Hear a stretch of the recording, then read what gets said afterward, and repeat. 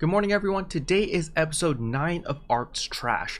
For those who don't know what Arks Trash is, it is a podcast, which means it will be audio only. Today's special guest is CammyCakes. So for those who play Destiny 2, you guys have probably heard of this guy. He's an amazing content creator for Destiny 2, and he secretly dabbles quite a bit in PSO2. And so in today's episode, we're going to be talking about different paradigms and different points of view while playing PSO2. But first of all, if you're new to the channel, I upload PSO2 content daily. So if you do play this game, I'd really appreciate a subscribe as it really helps out the channel. Anyway, without further ado, please enjoy the video.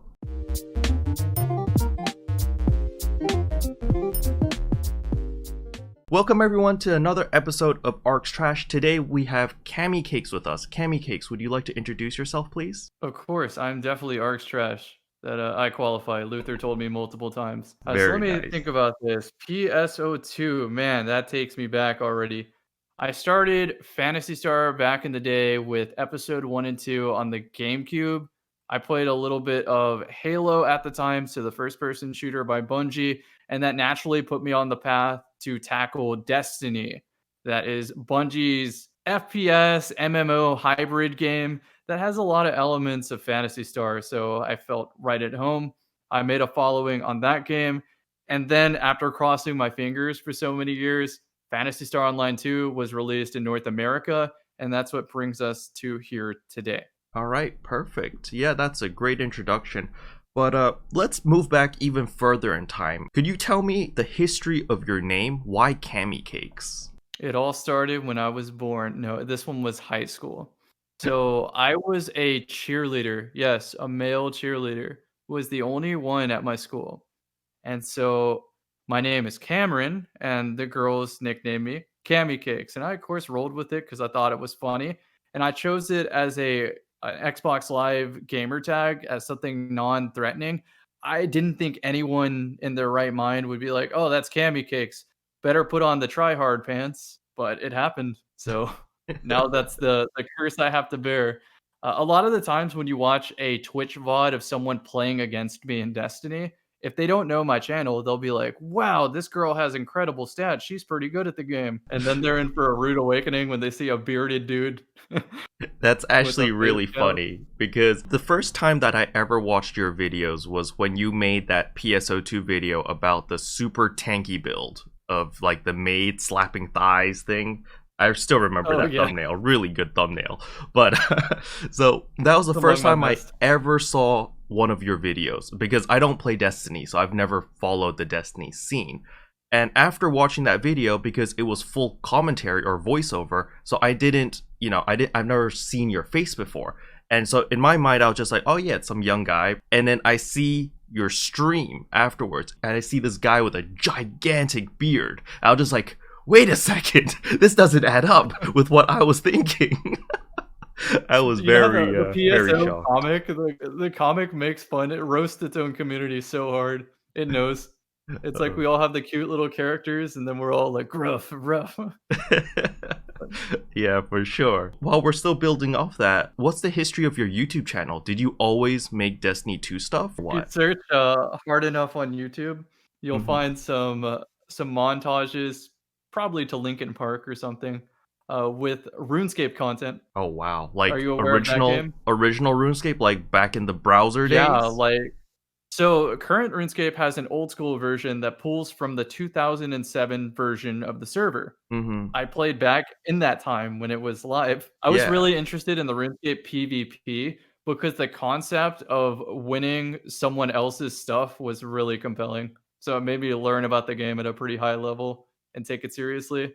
And so as a result, I could have a pretty sick montage by farming clips.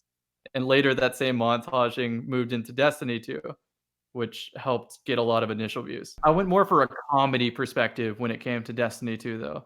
So I Mm-hmm. wasn't like really confident in my skill as an FPS player. So Mm-hmm. I went more comedy, just any random thing that happens in the game. Let me think, 'cause there's a lot of physics errors in the game where sometimes your character just gets launched Mach 20 and hits a wall. And it's out of nowhere. So you just record that moment, slap them all together in a montage, add some sound effects, and it was a hit on YouTube. What gravitated you towards PvP specifically? The idea that my build and I guess the amount of effort I put into my build as well as my player skill will yield me profits, like actual in-game profit by outplaying somebody. Because the human opponent always adapts, and that makes it more fun than PvE long term for me. Which is funny because we're talking about PSO2, and I'm gonna circle back to this. PSO2 has that kind of PvE difficulty that keeps me interested. Other games always miss the point for me. Okay, could we elaborate a little bit on that point? I want to understand this a little bit more because I've never been a competitive player. I've always gravitated towards PvE casual mobile games, you know, like Genshin Impact. These type of games I like because it's single player, it's open world, you do what you want and you play at your own pace. Again, it's the human opponent type of adapting that makes it interesting and always on your toes. Part of what makes a PvE game boring is when it can be too easily solved. And for Destiny, that's been solved years ago. It's get a long range rifle and sit as far back as you can and minimize the boss's, I guess, screen real estate as much as possible. If you can only see like 2 pixels of a boss, you're probably doing it right. And Mhm. so over the years, they added mechanics that have like scary enemies spawn behind you when you're trying to be really far away and plink away with a rifle. But Mhm. then players find a better spot or an out of bounds spot and it repeats. So, circling back to what you were saying before, you said something about PSO2 because from what I understand, PSO2 is mostly a PvE game. PSO2 isn't afraid to bully its players with difficulty on the higher end aspirational in-game content. I especially like the way that Divide Quest is created to where it Mhm. has these random modifiers in varying stages, so you can get a fresh experience each time. Like a lot of people know when their Divide run's about to get interesting when they see transmisers, for example. Some classes get bullied pretty hard by the transmiser. I Yeah. play mostly Ranger in PSO2, which is funny because I just had that complaint of sitting in the back plinking away at a boss. But the difference in PSO is the boss will be like, "Oh, you're gonna stand over there and shoot? I'm coming to you," and then they'll knock you out. Talking about PSO2, have you played every single class yet? I played most of them, but the highlight ones like Phantom and Luster, no, I have not put any time into those. I Okay. experimented with Luster as a subclass a little bit, but not as a main. And I guess there's a difference here between trying out a class and feeling like I understand the class. This is very true. So, in my case, it took me 8 months to actually learn how to play the Braver properly. So, I have a Braver guide, which I put out 6 months ago. And then today, actually, the day of this recording, I'm uploading my updated guide 6 months later on where now I'm playing Braver Etoile. And the reason why I'm playing Braver Etoile is because I can actually use both weapons. I can use my katana and I can use the bow. And I've realized that it's kind of essential to use both weapons because they cover each other's weaknesses. And I was like, oh wow, it took me 8 months to realize this. Because when I played 6 months ago, I was like, nah, katana only. We don't need a bow. We're just gonna get so good at positioning and so good at movement that I'll cover everything with a melee weapon. But no, it didn't work very well, especially when the ultra hard divide quest came out, when the extreme quest, the solo version came out. I Mhm. just got And pooped they start on. resisting things too. Yep. You also fight Masquerade, which has the resistant to different photon arts, so you have to keep Exactly. using different photon arts. Mm-hmm. Having a bow is Master. not only extra photon arts, but a different range completely. Exactly. It's quite annoying. Especially, have you done the solo version of the Extreme Quest? I have. I even did that on Hunter Atoll, which is hilarious because it literally cannot die in that quest if you build it right. So I could not know anything about Hunter and make it through. Not very fast, but at least make it through. So when you ask, have I tried a lot of the classes? I learned some decent photon art, what would you call them, strings Mm-hmm. for Hunter, and that carried me through that extreme quest. Oh But then my there's a goodness. difference. I took Force to learn that one seriously and learn some competitive rotations and learn when a boss does this, you should tweak this rotation so that it's a little bit different but more effective. On Mm-hmm. Hunter, I don't know that yet. I just like stick to the strats. So since you've played both Hunter and Force, do you prefer range classes over melee classes? Strongly so. Yeah, like that's something I realized ever since I tried the Bow Braver. I find range classes easier than melee classes after playing for so long. Like the issue with melee classes for me, right, isn't the execution or like the technical aspect. It's just I can't see what the hell's going on because I'm right in front of the boss. Everyone else is shooting the boss through range attacks, and it's just bright lights in front of me, and I can't see what's going on. If And the I'm a boss takes up more screen real estate because you're closer to it. Exactly. This was very obvious when we first did the Shiva Urgent quest when that first came out. You know how she has that one counter where she stops time and you just instantly die? I ask No. my alliance Mhm. every time, what is the voice line? What do I need to learn? It's like, this is hardly worth my time. I think that's it. Yeah. And then ever since I started playing the hybrid build with the Bow Braver, it's become so much easier because it's like, oh, she just countered here. Okay, so I'm just, I'm gonna just attack normally, and then about like 3 minutes, I'm gonna move back and I'm just gonna use my bow because that way I can see everything. Then for me, I don't use an audio cue. I see like what she's doing, like her actual rotation. I'm like, oh, she's gonna counter now. Then I just switch back to katana, do my katana combat, so I'm invulnerable. Then I can keep attacking throughout that entire counter phase. And it's always been like that now, and I feel like it's helped me a lot. Because before it was just, I don't know what's going on, bright lights, yep, I'm just gonna keep attacking and pray that I don't get countered. 100%. So I tried Braver in early PSO2 Global Mm-hmm. before, I think, was it 75 was the cap? It Okay. was one of those. So really early to the point where hybrid wasn't as much of an option, Mm-hmm. but fundamentally it made sense to me because as katana combat ends, you can start the rapid fire on the bow and Yep. then cycle that out. Mm-hmm. Does that still hold true on Braver as well? Yeah, it's exactly like that. So the thing is, the rapid fire has a 15-second cooldown, and then katana combat has a 20-second duration. So you literally use your rapid fire, and then once that goes on cooldown, you switch to your katana and use katana combat. And then once your katana combat's down, your rapid fire's up again. Yeah, that's how I read it on the skill trees, so I'm happy to see that actually turn out on Braver as well. I'm gonna Hmm. say though that the melee classes in the game make me focus so much more on the boss than the range classes. Don't get Hmm. me wrong, on the range classes, I still pay attention. I have like this inherent understanding of where a boss is gonna go for projectile aiming. But with melee, the countering and blocking and that being tied to your damage makes me pay so much more attention to it. Yeah, that's very true. I'm not entirely sure if all melee classes are like this, but it might be just the two melee classes that I play, because I play Braver and then my ult is a hero. And both of these classes require you to have pretty good timings between your countering or your blocking or your dodging. And it's just always been, okay, we gotta fight this boss until I get used to the rotation. I've never played like Luster, for example. I don't actually know what's going on with the Luster half the time. Like, are they countering? Are they dodging? What are they doing half the time? Look, I can't make sense of it either, but it looks really cool. It makes me want to play it. But I say True. I want to, as a content creator, I want to go through all the other classes first to make me appreciate Luster that much more. Mm-hmm. And so Yep. part of that was playing the original three, the Hunter, Force, and Ranger. And out of those three, I gotta say I like Ranger the most for a similar reason as to why I like first person shooter games. There's Mm-hmm. this satisfaction of nailing a shot, and in PSO, you get rewarded for that heavily. There's these moments where I have projectiles that line up to a boss perfectly. Is like, even let me think of one off the top of my head. Like you might see Griffin be in a down state and start moving its left foot, and that means its head's about to go up and to the right or something. And so you're already projectile aiming for where it's going to be. And to Mm-hmm. see it line up and then apply all your conditional damage bonuses to it Mm-hmm. is nuts. For And then sure. you see the aggro indicator for just a second, and you know you're about to get charged by the griffin, so you let everybody know.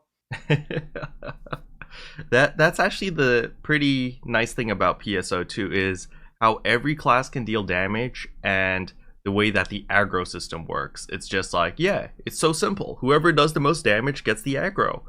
It's really easy to understand. I notice it most on the Luther boss fight, speaking of Arks trash, because there are some moments where he's just flailing around the sky, and the experienced ranger still nails shots.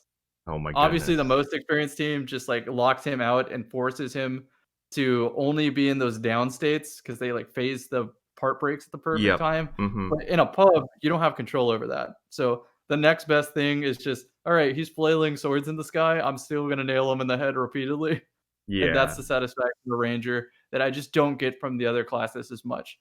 I Mhm. still like, for example, hunter blaze parrying. Is it Mhm. called something different in global?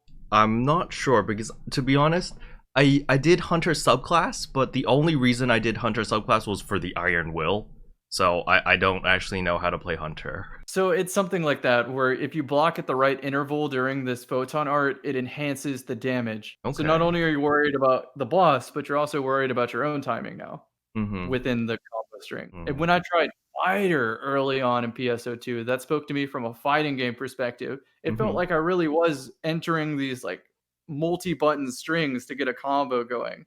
And that was when the class was not as simplified through gear power creep with like the auto rings and the Mhm. different S abilities that do a lot of the fighter things for you, whereas you might have had to stop and activate a whirlwind back in the day. So when that was the case, yeah, this like convoluted combo strings existed and they were hilarious to hit for the first time. So actually, when did you start playing PSO2? So I waited till global launch. I played global.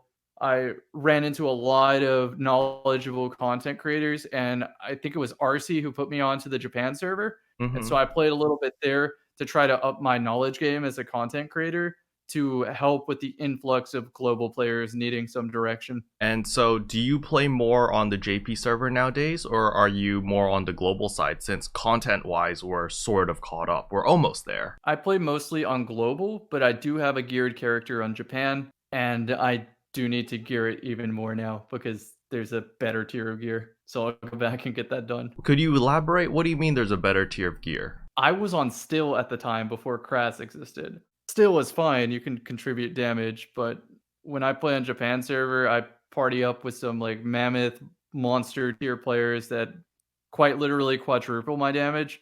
Mhm. So I like to gear up for their sake so they don't have to backpack as much. That's actually something that in RC's podcast we discussed about this, about how PSO2 has a sort of an identity crisis, right? Because some people come into PSO2 and they're true min-maxers, and I've had a couple guests on the show which are really good at breaking things down and saying, hey, you need to get this type of gear, you need to do this rotation because this is how you get the most possible DPS. And I sort of understand their point of view of like, oh, that's how they have fun. But PSO2 also attracts a lot of casual players like myself. I literally come into the game, I play 1 to 2 hours by just doing my dailies, my weeklies, and then sometimes, if I'm in the mood, I'll do like 5 divides in a row just to finish the 1 million points per week reward thingy. But, I don't play the game super duper hardcore. I'm just there to have fun. And so because PSO2 has this sort of pseudo identity crisis, do you think it's difficult to find like the right balance when we're doing this type of content? You're going to have people that are going to be under geared, or you're going to have people that will be slacking compared to the others, which are going to be hard carrying them basically. This is gonna be a hot take, Mm-hmm. but I don't think it's the game's responsibility as much as it is the player mentality responsibility. My mom plays PSO2. She has a max summoner. It's kitted. It's somewhat geared, though we need to upgrade her since Crass is about to come out. But anyway, she can deal comparable damage, which is fine, but just not that min-maxer level of damage. And that's okay. She doesn't play to do that. She plays to enjoy the seasonal urgent quests, a random exploration. She likes the fashion and the economy, and that's fine. Me as a player, I am much, much more hardcore to where I want to understand every variable in this game to get the most out of what I'll call the sandbox. The way Bungie explains their game interactions is they call it the sandbox. And there's been moments in PSO where I'm excited to learn something new about the sandbox and then disappointed that I learned something new about the sandbox. It might move me closer to solving the game or having this wacky idea that just doesn't go through. So the example of this was the alternate launcher mode ring. Mm-hmm.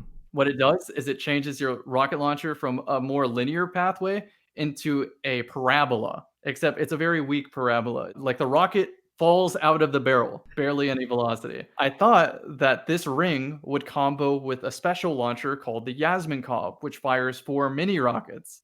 So in my head, I'm thinking, oh, this ring is going to combine with the Yasmin Cob and fire 4 parabola rockets. Maybe more velocity, right? Mm-hmm. The worst outcome happened.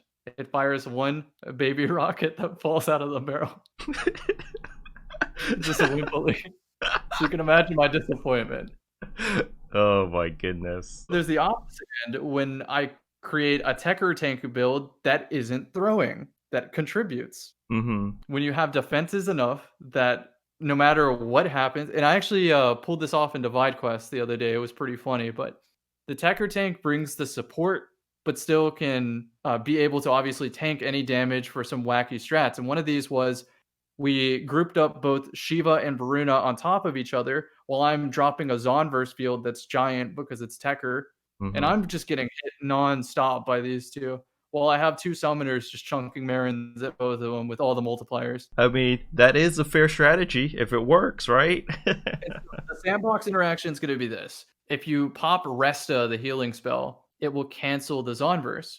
Mm-hmm. But Atomizers do not cancel the Zonverse. So your healing is from Star Atomizers. So you use the Atomizer ring, and then your Atoll 1/3s to where you can fit in an Atomizer within certain combos. And you're just paying attention to the bottom left of your screen at your other player's health to keep them all up to speed, and yourself, I guess. But if you build for tank, you rarely have to heal. Mm-hmm. It's almost comical to see what will hurt you in this game. And that might be a future video, a montage of me just getting hurt by random things in the game, being like, how much of my health bar did it actually take off? Is this a true one hit? You can go crazier with Hunter Atoll, by the way, but then you're not really contributing the most fantastic damage. There are some competitive builds now, though.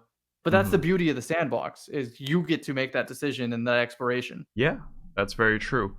I would say that if you wanted to test something, if it's truly a one-shot, would be the Shiva counter. Have you been able to tank through that yet? I haven't played it on my Tekker yet. So as long as you have, I think it's 2,800 HP as well as the Atoll subclass, so the 70% damage reduction, you can survive it.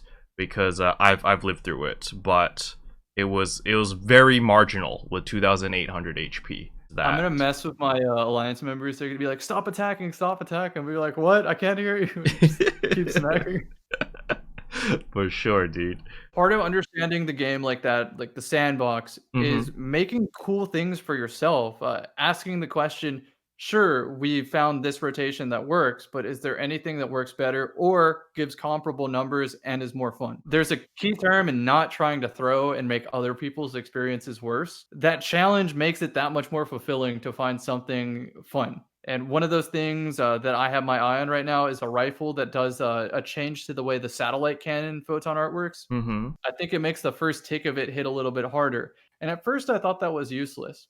But as I started playing more Ranger and getting in more weird scenarios, I started thinking, man, I really would have appreciated that first tick of the satellite cannon here if I just swap to the weapon and do that once. I kind of want to build one of these now. I think that's the nice thing about PSO2 is even though some people like to set a quote-unquote meta, it doesn't really apply. Like, you don't have to follow a specific meta. A good example would be affixing or augmenting. Like, the way that I've always told my viewers how affixing and augmenting and S-grade augments work is it should complement your current playstyle. Whatever playstyle you enjoy, that's what you should revolve your gear as well as your augments around. So if you want to be super tanky, then, you know, get more HP, get more defenses. If you want to be super glass cannon, then just get pure attack. And there's so much flexibility. So even though we all have crass weapons and crass units, it doesn't matter because the augments can affect our playstyle so much, especially the S-grade augments. You know, if you have the S7, you can have increased critical rate, or you can increase your attack stat by 50. And there's just so much flexibility in the game that you can have the same classes. Like, you can have 2 fighters, but one could be a totally different playstyle, and it's pretty insane. 100%. And that calls back all the way to what I was saying is this game has so many sandbox interactions to learn and to master that it keeps me entertained, but it also has such a casual entry point that my mom can stay entertained. That's the beauty of PSO right there. Exactly. I 100% agree. Which gets me excited for New Genesis. Have you seen any news on New Genesis yet? I'm trying to temper my knowledge about New Genesis, but at the same time, be able to say something as a content creator. So while I know the highlights, I don't know any of the specific information.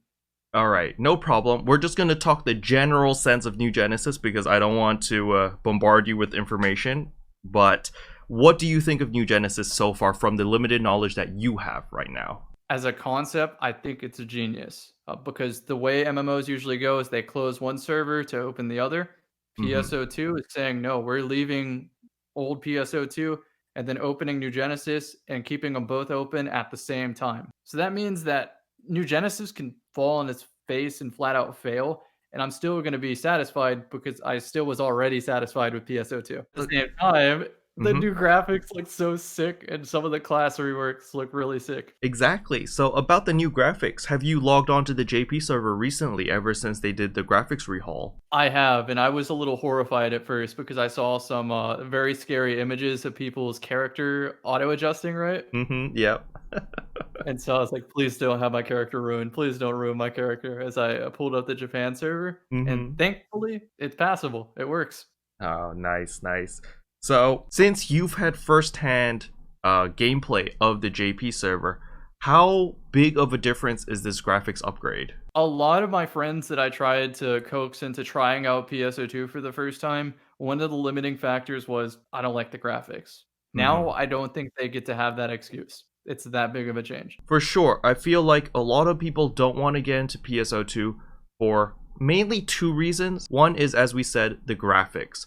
And the second reason is the game looks really complicated and scary. But it's not... Menu hell. Exactly. It's not super duper complicated. It's just, it looks scary. Because, for example, like if we're crafting something, like if you want to salvage a weapon, you need to go through like 4 menus to salvage a weapon. And people are like, why are there 4 menus? And it's just really old school.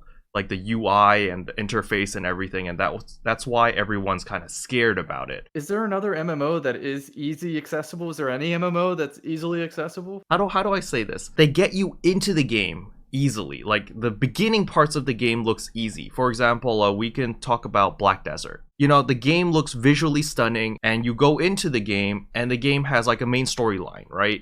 And the storyline sort of pseudo teaches you what to do or what you can do. And there's a bunch of side quests that kind of branch off. So you can just follow the main storyline and you'll hit max level. But the thing about PSO2 is you get thrown into the ship. And, you know, they do have the video that tells you, hey, you should do forest exploration and all that. But typical MMO players, we skip all of that. We don't care about your stupid tutorials and cutscenes and everything.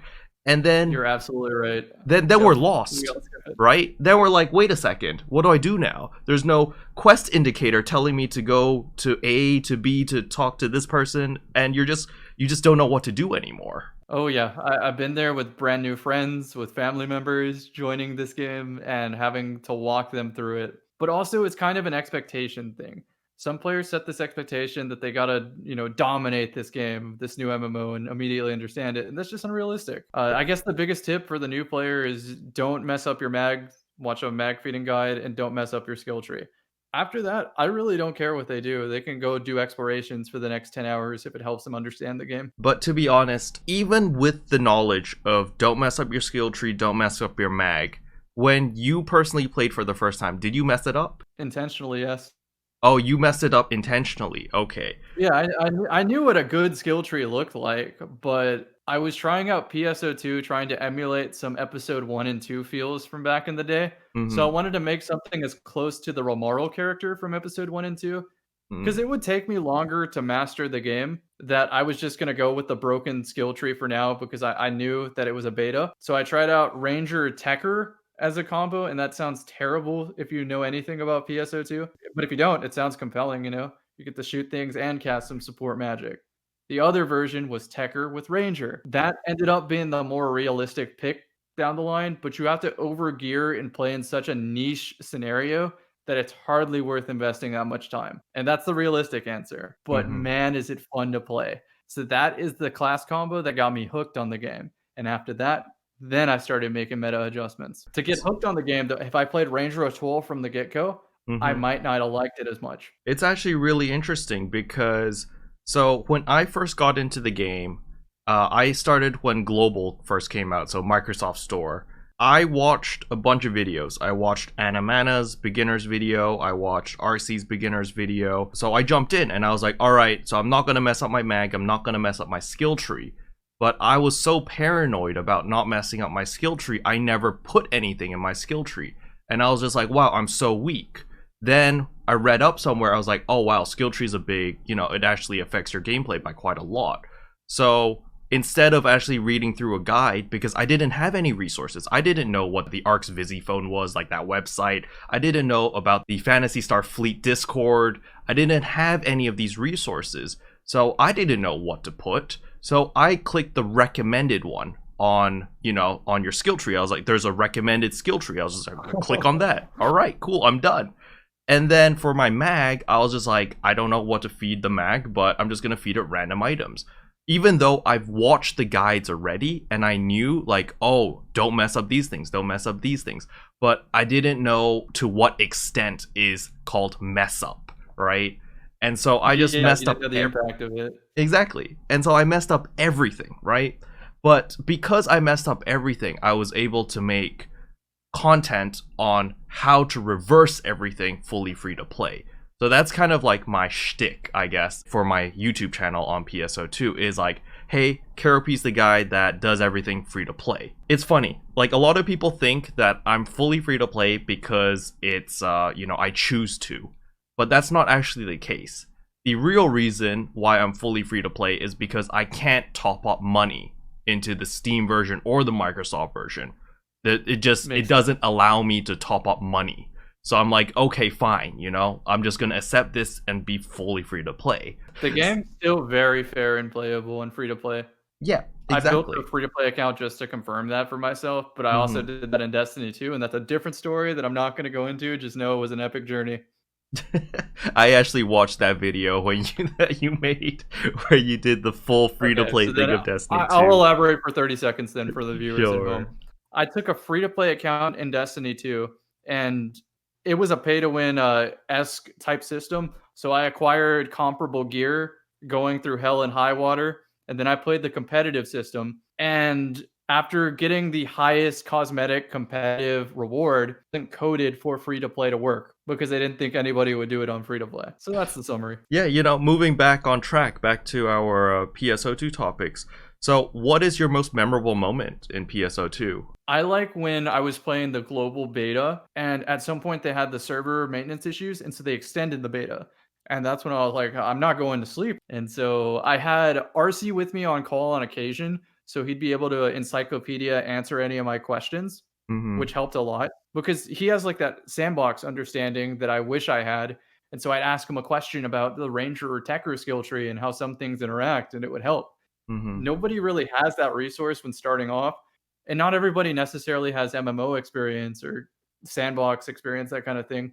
And so they wouldn't even know what questions to ask at certain points. But I had RC, who I feel like is the PSO version of my Destiny content. So I got to cut to the chase and be like, does Poison Trap interact with the Techers Megid skill, the explosion stuff? Because that would be crazy. I could grab nade mobs onto this Poison Trap and then poison detonate them with the Poison Trap. And he's like, Cam, it doesn't. Oh. And we both will laugh.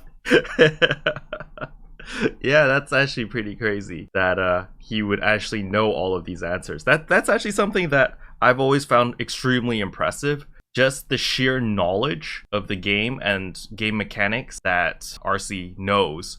He knows so much about the game. It's just kind of scary because a lot of players, myself included, like we play the game a lot, but we only play a specific class or we only play a specific way. We don't really branch out. I don't know a lot of players that actually know how to play every single class in the game. But RC is definitely one person that I do know that will be like, okay, so if I have any technical issues with this class, I know I can ask RC, and he's probably going to give me the right answer and probably give me a recommendation. Everything. It's right? Crazy. I'm like inspired to do that myself as a content creator, moving into NGS especially.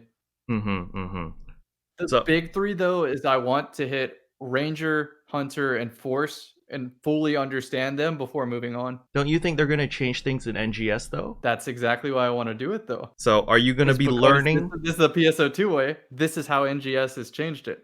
Mm-hmm. Gotcha. Hit it from that angle. Yeah, that's true.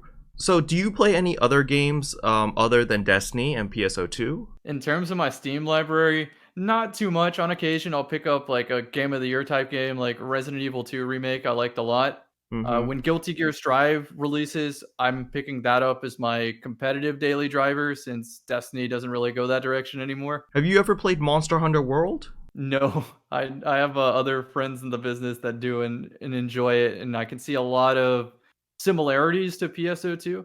Mm-hmm. What else do you play though? Do you play Monster Hunter?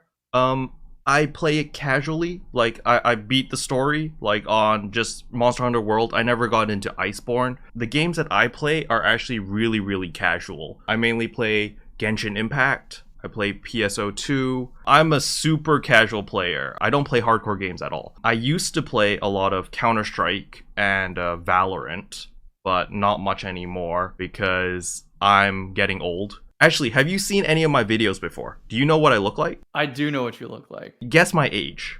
23. Flip those two numbers around, and that's my age. You look very good for your age. Thank you.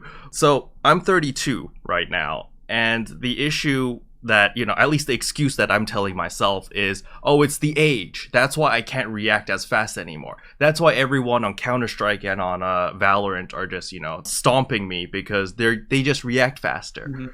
But because of that, I've just kind of lost interest in that competitiveness. Like, that was the limit of how competitive I could be, was like on CSGO, on Valorant, and I dabbled in Overwatch when that first came out, like the first 2 seasons of Overwatch. Like, those FPS games, I have a competitive spirit for that. But when it comes to MMOs, it's always been like, oh, this is casual stuff. I used to play a lot of Blade and Soul. My YouTube channel, actually, 3 years of it was Blade and Soul content, and that's where I built my channel up. And during that time, sure, we had like really hardcore raids, really punishing raids where it's 12 man, and if anyone makes a single mistake in this like 15-minute fight, then we all wipe and we have to start from scratch again.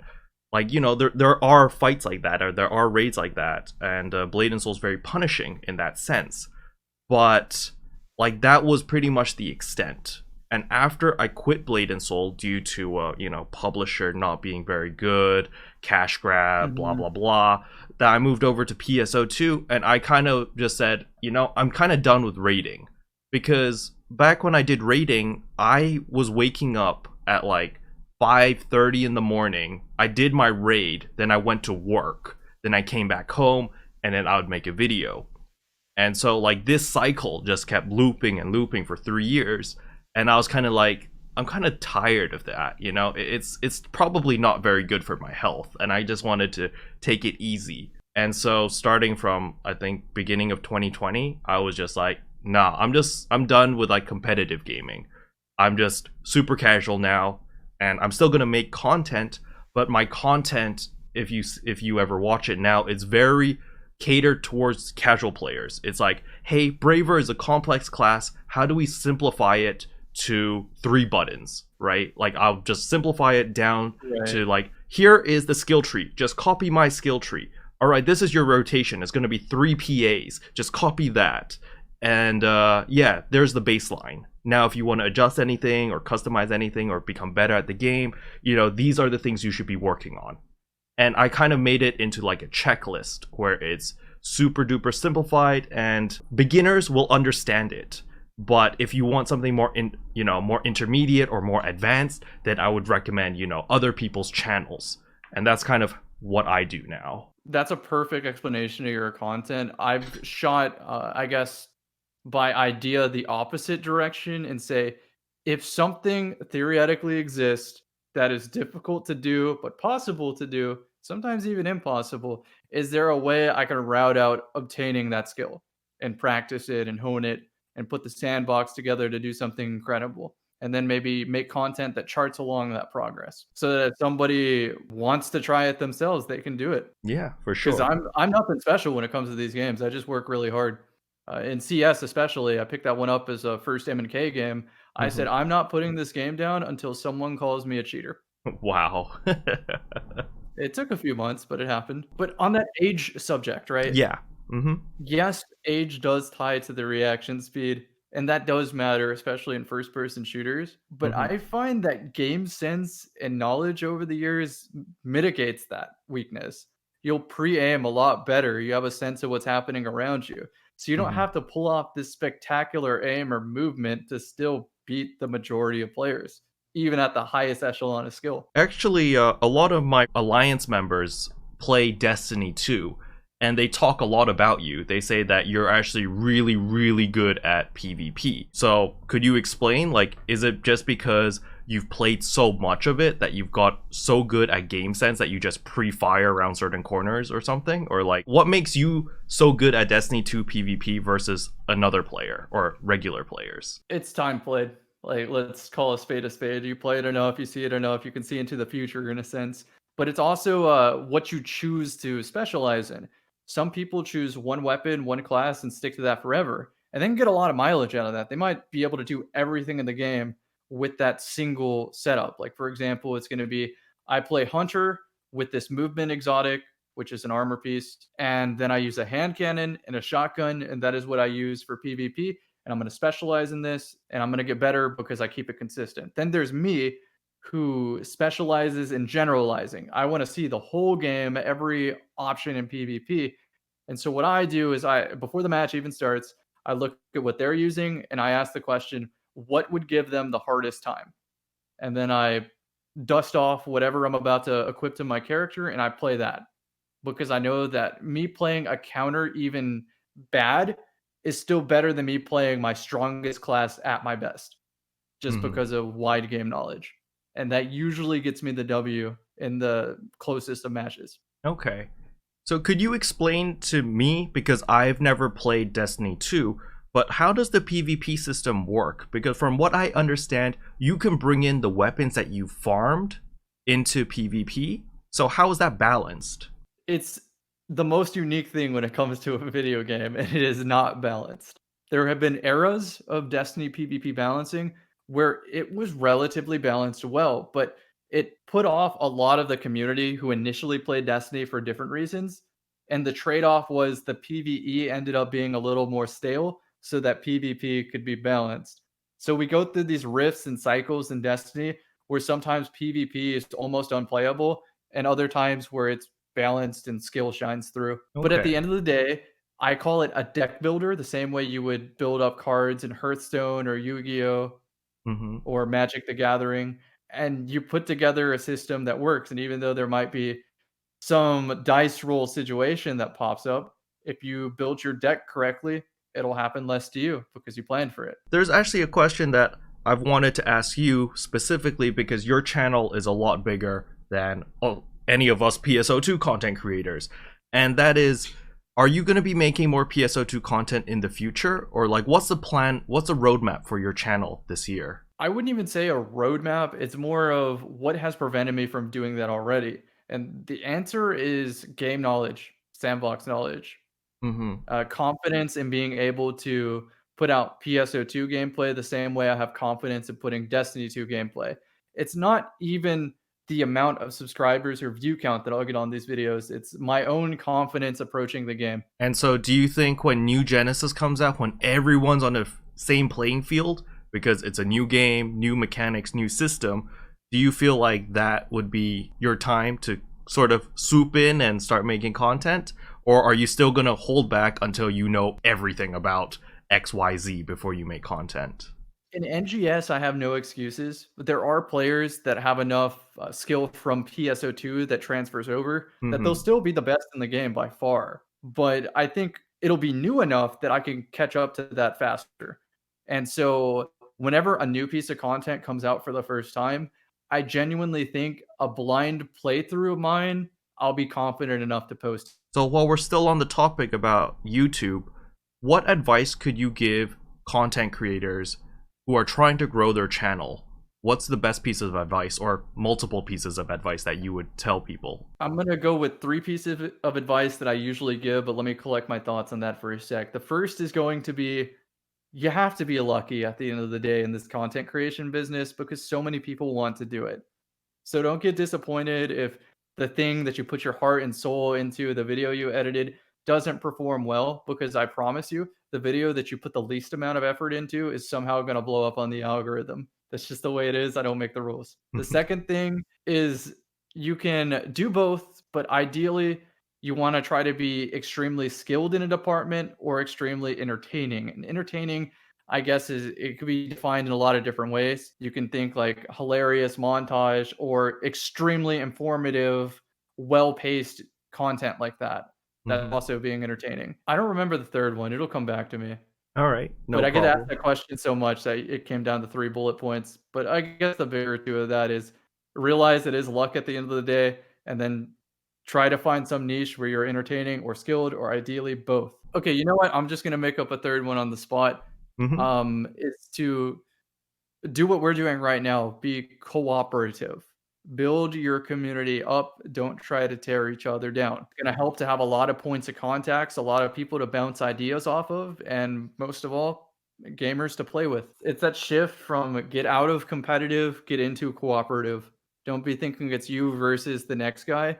I know Hmm. at the end of the day, it seems like that, but you can learn so much by just talking to other content creators. Exactly. An example of this in PSO might be if I drop my Ranger build video with all the decision making I have behind that, and then another content creator who's probably a better Ranger than me drops the same guide but with different decision making process. There's a way to go about it that you can be toxic and burn a bridge versus build a bridge.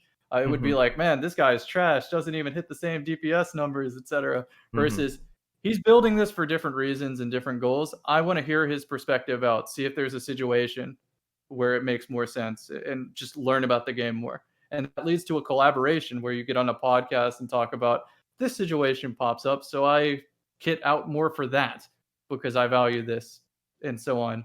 It's a lot of hypotheticals, but that's more the mindset that I'm trying to preach here. Hmm. Perfect. All right, so to put you on the spot, I want you to do a hot take on what content creators do you actually follow for PSO2 news? For news, okay, well, I gotta go with the boy, Anamana. Voice is Perfect. already in my alliance. We got Azalero, of course. It's a lot of them. Pigeon Life for that straight to the point video. Morph Suit for the fixing, because that is like doing your taxes. Are you comfortable with a fixing yet? I am. Oh, I at really? least know what to look for on the floor in terms of value, and be Mm-hmm. like, is this worth something? Yeah, it is, because it's a pain to affix, so it's got to be worth something. Yeah. But have you managed to make Guardian Soul, or are you even planning to make Guardian Soul? I am going to make Guardian Soul. I've already made early crack on Novell units just because it was for tank reasons, Mm-hmm. knowing that I'd get some stream content out of that. Novell is also defensively one of the better ones. While we don't have Guardian Soul yet, you could still build it to be pretty good for cheap without burning all your resources that would otherwise go into the crest. So, are you making Guardian Soul on the global server? I am. Are you gonna make a video on that? Can you please make a video on that? Yeah, I can do that. I'm also going to make this is also more bougie extra than it needs to be. But I'm Okay. gonna make a Ripper weapon, if you've heard of that. Yes, actually, Morph Suit America educated me in last week's podcast. So, Morph Suit America, his entire channel is about PSO2 affixing. That's what he prides himself in. And so, I had him on the show because I wanted to talk to him in more detail about Guardian Soul and affixing. Before we wrap things up over here, is there anything that you'd like to say to, any shout outs or anything? I've had a wonderful time playing PSO2 so far. Keep being you, PSO2 community. I love running into people during pub runs of anything. My alliance has been built over the year, grown pretty nice, made some lifelong friends from that for sure. That's about it. All right, perfect. So, as usual, all of Cammy's socials will be in the description below. That concludes this episode of Arks Trash. Thank you, everyone, for tuning in.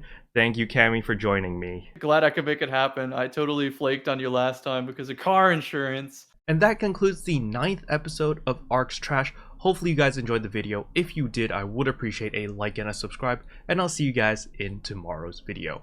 Bye. What can I say except you're welcome? for the heels, the boosts, the red.